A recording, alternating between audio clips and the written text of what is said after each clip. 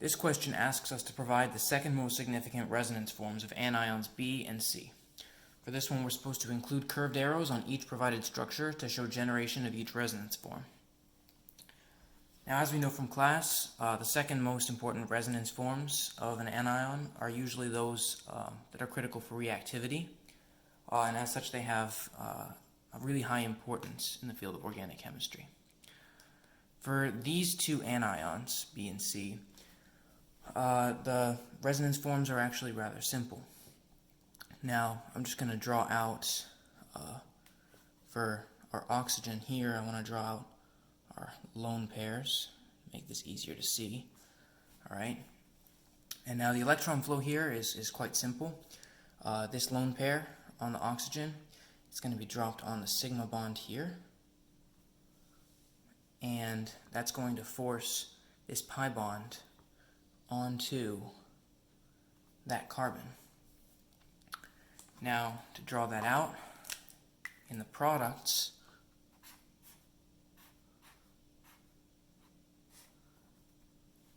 that is going to give us a double bond to oxygen, which is now neutral, and that is going to remove this double bond that was here and give us a negative charge on the carbon.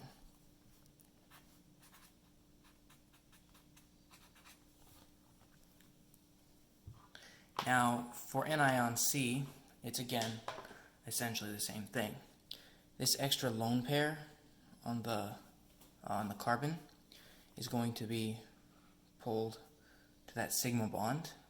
The electron pair is donated to the sigma bond, and then this pi bond here is pushed up onto the carbon, which likewise yields us with a negative charge on this carbon, and here, where the group was donated, we're going to have a pi bond between the two carbons,